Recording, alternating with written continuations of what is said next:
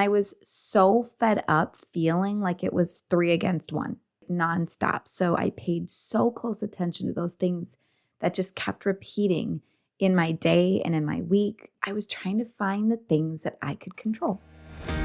Welcome to the Habit Stacking Mom Show, a place for stay-at-home moms desperately searching for balance while drowning in endless toys and coffee, stuck eating the crust from their kids' PB&J. Hi, I'm your host, Jessica Perzel, wife, mama to 3 girls, and a habit stacking pro. I am dedicating this show to all the mothers that chose to pivot from their plan and instead change endless loads of laundry and diapers who may have lost themselves along the way. I know you're exhausted from working all day and accomplishing nothing at all. Let's restack your day so you can show up stronger for your family.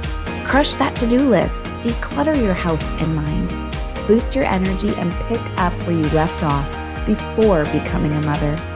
It's time to pop in those ear pods, shake up your fizz, and let's get stacking. Oh my goodness. Hi, everyone. What an incredible opportunity this is. You know, I had a dream and it seemed pretty far off in the distance. And then I turned 40 and thought, what the heck am I waiting for? I could not be more thrilled to be here recording my very first episode with you today. My name is Jessica Perzel. I'm the habit stacking mom, and I just figured it was fitting to explain on my first episode why the heck you would want to listen to me anyways. So I'm a mom and a wife.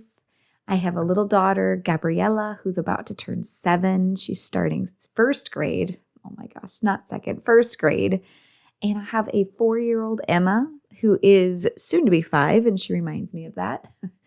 And my youngest Spitfire, who's turning 2 in September, Olivia. And we struggled for several years with infertility, which is becoming so much more common these days. But we struggled, and then we had that first beautiful little girl. And at the time, I was a solo salon owner, and I found it rather difficult to continue on that path. You know, I really had the best intentions to be a career mom with babies. And, you know, it just was one of those things that, you know, that second baby came along and I was like, no, holy moly, forget it. So that was when we decided that my career just needed to wait. And I'm sure you can relate to that conversation that I had with my husband, you know, the one that says, can we live on one income? Can we? I'm not sure. Should we? Is this a good idea or a bad idea? You know, but honestly, that conversation, it was so, you know, it was an honest conversation with him about, it was going to put a lot of pressure on him, you know, and I was really concerned about that. But my salon, it would literally have eaten up half of my income by, you know, paying for daycare. So 2 kids in daycare is so expensive. And so I went home and I, you know, had my 2 babies at the time and life was going, but, you know, we just felt like something was missing. So even though I struggled really badly with HG, I'm sure you've heard of it. It's the, you know, the super nauseous hormone. I had that with my first 2 pregnancies, and I had that really bad. I just knew that I wanted that 3rd baby, and along came Olivia. And so it was so difficult navigating that with 2 kids already and having a super nasty pregnancy. I can't even begin to tell you. But then I had her, and having 3 little ones at home. And, you know, my husband would go to work really early in the mornings. And so it was just me. And it was so difficult. I was droning away through breakfast, trying to chase little ones around the house for most of the day. It literally felt like no matter how many toys I picked up, there were still hundreds more that they somehow found.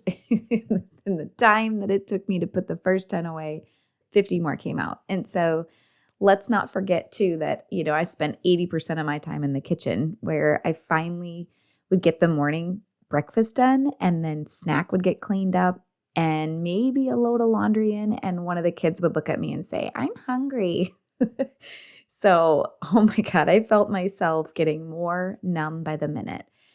Then somebody would say to me, you're going to miss these days. I'm like, yep, thanks for the memo, as my 2-year-old rolls over and runs away with poop smeared up her back with the diaper I was trying to change, or the rotten sandwich I finally find in the bonus room 2 weeks later, yeah, keep reminding me that, please. Keep reminding me. So that's kind of around the time when I started to keep a journal. I was feeling really, really deflated. And so I just have always been of the mindset of what can I control? What are the things that I actually have control over? Because I can't control that 2-year-old running away from me, right? I can, but you know what I'm trying to say. Like there are just things that happen that I don't have control over. So I would keep a very detailed journal of like all the things that were working in my day. And I was so fed up feeling like it was 3 against 1, like nonstop. So I paid so close attention to those things that just kept repeating in my day and in my week. And I was trying to find the things that I could control. And I would start to see that, I would lose control of things. So I would back it up a little and I'd say, okay, where did I lose control? Like when did that shift happen just now? And I started to decide that if I grouped these things together into different routine stacks, one thing after another, maybe I would find some flow to things. So the thing that was really neat about it is that it really felt like a huge weight had been lifted off of me, because rather than feeling like I was stuck in a loop of never ending constant battle, I was finally kind of like in detective mode. So I was no longer feeling like a victim, but instead I was on a mission to find a better rhythm to my life, to my day, to all the things. And so I would repeat this process literally day after day. And nonstop, I would try to find this better flow. And the crazy thing is that things got better. And I know everybody will say like, well, your kids got older. True, but they aren't that much older. And it was over the course of about 6 months and things really started to get better. I felt like I was accomplishing things again. I would set a goal and I would actually achieve it. And so there were certain things that I was doing every day on repeat or every week on repeat that I could put into stacks. So for example, like if we would go upstairs and I would forget the water at night, then I would go back to my list and say, put that on the kitchen reset routine. Make sure that the water is set on the counter so that it can go upstairs. Put it by the blankets, put it by the teddy, put it by the medicine, the Band-Aids, the ponytails, all the things that my kids could think of right before the lights turned out. Mom, I need a ponytail, my hair. Mom, my teddy, I can't find my blankie. All of those things. I would just make a list and say, I'm taking those things and I'm going to make sure they all are right there so that literally we could kick off the bedtime routine and they couldn't think of anything else that they just had to have. And so that's how it began. And if you can't tell, that's how habit stacking was born for me. I just became obsessed in finding a better way to work my day. It was one tiny little hurdle after another. And each time block of my day, my morning, the middle of my day, the nighttime, I would just keep reworking it to find a better routine. So some of those things were isolated, those things happened and it would throw my entire day off, but at least I had something to come back to. And habit stacking literally has changed everything about my daily routines. And so that is truly what I hope to bring to you here on the podcast. All the solutions, the failures that I experienced, and probably a little bit of humor because that's how I live my life. I just like to find the funny in everything that happens. So we're going to have a ton of fun here on the podcast, and I hope to catch you on the next episode where we're going to dive in. Thanks so much, guys. Well, that's it for us today. If this episode encouraged you in any way, please consider thanking me by sharing it with another mama friend who's ready to show up stronger in her life. Or leave me a review right here on the podcast. And don't forget to come hang out with me on Facebook inside my free community, or drop me a DM. I'd love to hear how habit stacking has changed your daily routine. I'll meet you back here real soon.